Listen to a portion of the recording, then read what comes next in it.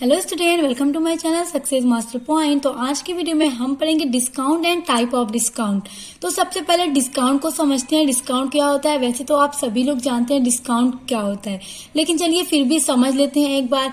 जब भी आप कहीं पर जाते हैं और शॉपिंग करते हैं किसी भी मॉल में या किसी शॉप पे, तो मान लीजिए आपने 500 रुपए का सामान खरीदा और वहां पे आपको 50 रुपए की छूट मिल गई। तो आपने कितना पेमेंट किया? 450 रुपये आपने पेमेंट किया और 50 रुपये आपको डिस्काउंट मिल गया। तो यही आपका डिस्काउंट है और आपने पेमेंट की 450 रुपये की। तो एकदम सिंपल सा है, आप लोग सब जानते हैं डिस्काउंट क्या होता है। अगर 500 का सामान खरीदा, 50 रुपया डिस्काउंट मिल गया, 450 रुपया आपने पेमेंट किया, तो जो 50 रुपया आपको मिला वही आपका डिस्काउंट, आपकी छूट हो गई। ओके, तो चलिए देखते हैं डिस्काउंट कितने टाइप्स के होते हैं। डिस्काउंट 2 टाइप्स के होते हैं। फर्स्ट है ट्रेड डिस्काउंट एंड सेकेंड है कैश डिस्काउंट। तो ट्रेड डिस्काउंट को हम व्यापारिक छूट कहते हैं, हिंदी में इसे व्यापारिक छूट कहा जाता है। ट्रेड डिस्काउंट जो भी सेलर होता है अपने हर कस्टमर को ट्रेड डिस्काउंट फिक्स करके रखता है और अपने ऑल कस्टमर्स को ट्रेड डिस्काउंट की जो रेट फिक्स किया होता है उसी के अकॉर्डिंग देता है। मान लीजिए अगर उसने फिक्स किया है कि वो 1000 पे आपको 10% की छूट देगा, तो वो अपने सभी कस्टमर्स को 1000 की शॉपिंग पे 10% की छूट देगा। अगर उसमें ऐसा नहीं करेगा कि आपको 10% दे तो किसी को 15 दे या फिर किसी को 5 दे। अगर उसने 10% फिक्स किया तो सबको 10% ही डिस्काउंट देगा। और जो ट्रेड डिस्काउंट होता है वो नॉट रिकॉर्डेड इन बुक्स, यानी कि हम ट्रेड डिस्काउंट को बुक्स में रिकॉर्ड नहीं करते हैं। फॉर एग्जाम्पल 3000 रुपए का आपने गुड्स खरीदा, ठीक है, 3000 रुपए का गुड्स खरीदा, कोई माल खरीदा, उस पे 10% ट्रेड डिस्काउंट है। ओके, 10% ट्रेड डिस्काउंट है। आपने 3000 का माल खरीदा है, तो आपने खरीदा किससे? मान लीजिए आपने राम से माल खरीदा है और आपने उधार माल खरीदा है। तो आपने जब माल खरीदा तो एंट्री क्या करते हैं entry purchases account debit, purchases account debit. ये मत देखिएगा, परचेजेस अकाउंट डेबिट आपने किया। उसके बाद आपने उधार माल खरीदा और मैंने आपको बताया कि इस पे अगर ट्रेड डिस्काउंट है 10%, तो ट्रेड डिस्काउंट को हम बुक्स में रिकॉर्ड नहीं करते हैं। डायरेक्ट जो हमारा एमआरपी होता है कोई भी गुड्स का, तो हम उसे डायरेक्ट घटा के लिखते हैं। तो 3000 का माल खरीदा, 10%, तो आपकी कितनी डिस्काउंट हुआ? 3। तो आपका जो मान लीजिए अगर आपने उधार खरीदा है टू राम से, आपने राम से उधार खरीदा है, तो राम 3000 का माल था। तो मान लीजिए आप यहाँ पे देखिए 3000 का माल है, आपने इस पे 10% डिस्काउंट लगाया, तो आपका डिस्काउंट आ गया 300। तो आपका जो एमआरपी हुआ वो 2700 हुआ, यानी कि 3000 में 300 जब कम हो गया वो 2700 हो गया। तो आप यहाँ पे डायरेक्ट लिखेंगे डेबिट में 2700 और क्रेडिट में भी लिखेंगे 2700। यानी कि आपने 3000 का जो गुड्स खरीदा था उसका एमआरपी 3000 था, उस पे 10% ट्रेड डिस्काउंट था। तो डायरेक्ट हम 3000 में से 10% को घटा के लिखेंगे। 10% घटाया तो 300 घट गया, तो आपने 2700 रुपया पेमेंट करेंगे। तो मान लीजिए आपने उधार माल खरीदा है, इसलिए आप इसकी पेमेंट बाद में करेंगे क्योंकि आपने उधार खरीदा है। तो अब इसका नरेशन, आप इसको नरेशन में दिखाएंगे कि आपने उधार मतलब आपने जब माल खरीदा था तो आपको उस पर डिस्काउंट प्राप्त हुआ, आपको डिस्काउंट मिला, तो आप उसको नरेशन में लिखेंगे बीइंग गुड्स परचेजेस फ्रॉम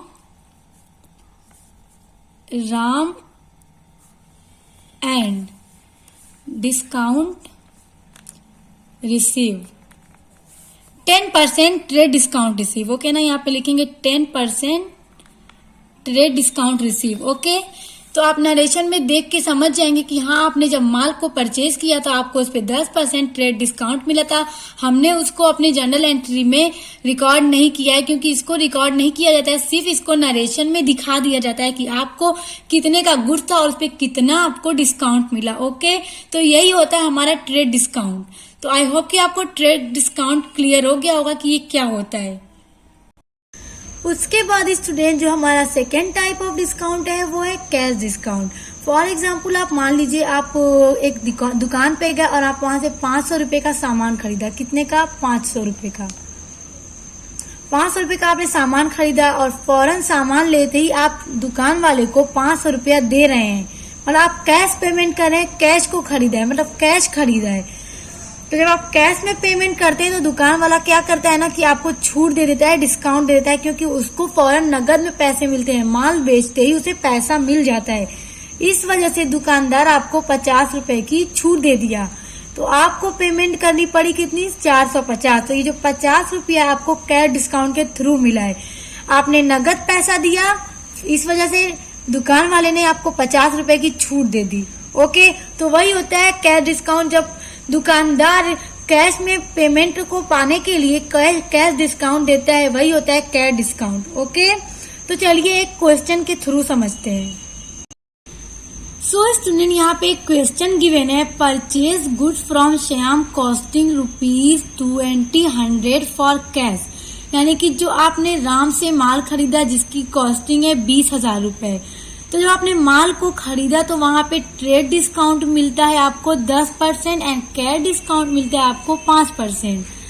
तो देखिए मैं आपको बताती हूँ यहाँ पे कितने अकाउंट इफेक्ट होंगे। पहला तो परचेज अकाउंट, क्योंकि आपने परचेज किया है, तो आप यहाँ लिख लीजिए परचेजेज अकाउंट। ओके, तो पहला अकाउंट यहाँ पे परचेज अकाउंट इफेक्ट हो रहा है। अब सेकेंड अकाउंट क्या है कि आपने कैश माल खरीदा है, कैश माल खरीदा है ना, तो कैश अकाउंट, यहाँ पे कैश अकाउंट भी इफेक्ट हो रहा है। अब तीसरा क्या है, डिस्काउंट, जो आपको डिस्काउंट मिल रहा है, तो यहाँ पे लिख लीजिए discount account, discount account.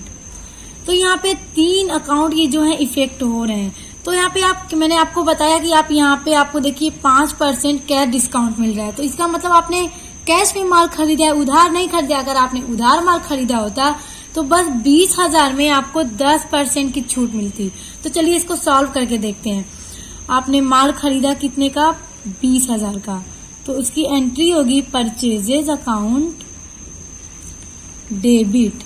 Okay, purchases account debit. तो यहाँ पे आपका जो 20,000 है, आइए देखिए, आपका जो 20,000 है उस पर अगर आप 10% की छूट लेंगे तो आपको कितनी छूट मिली, आपको 2,000 रुपए की छूट मिल गई। ओके, तो आपको कितने की छूट मिली, यहाँ पे स्पेस कम है स्टूडेंट, तो इस वजह से हम इसको नीचे करेंगे।